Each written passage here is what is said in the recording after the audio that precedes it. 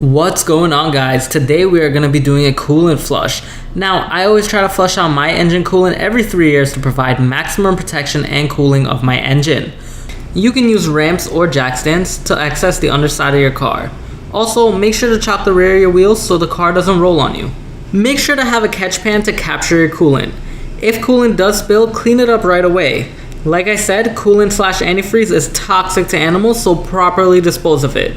Also, make sure your vehicle is cool and cold to the touch, and it has been sitting for a while. Hot coolant can scald you and leave terrible burns. Now let's put on our safety glasses and then our rubber gloves. Awesome. First, make sure your engine is cool. If the engine is hot, leave it alone for an hour and come back. Coolant can give you some nasty burns, so also be careful and make sure that it's cool to the touch. Once you verify that it's cool, open the radiator cap to allow airflow when draining the coolant. So you want to locate your petcock, which is right over there. You want to unscrew it. Make sure your pan is underneath so nothing spills.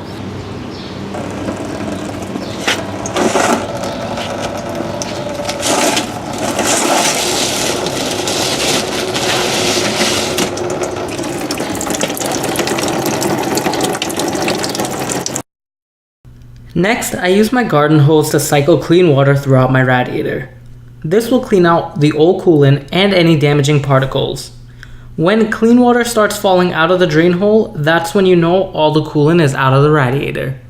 Now remove your lower hose, thermostat, and upper hose to flush out the engine block.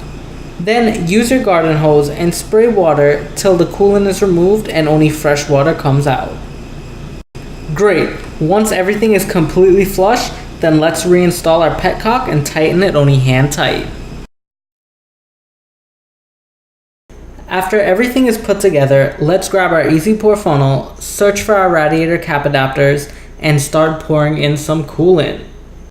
This is what a spill-proof funnel looks like. It comes with a cap to store all your accessories, adapter, funnel, and plunger. You can pick this up online or at your local auto parts store.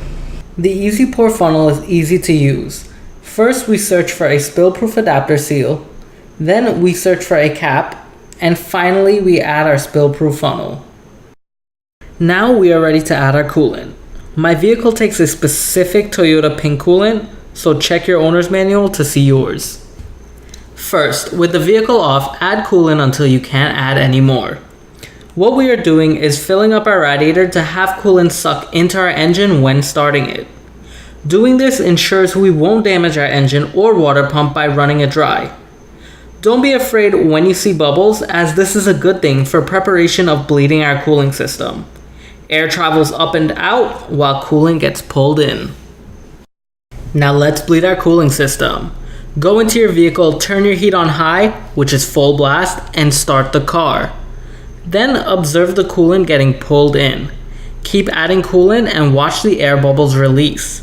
If you don't bleed your cooling system, you'll create hotspots, and hotspots are trapped pockets of air that prevent antifreeze from dissipating heat, which will cause overheating and corrosion.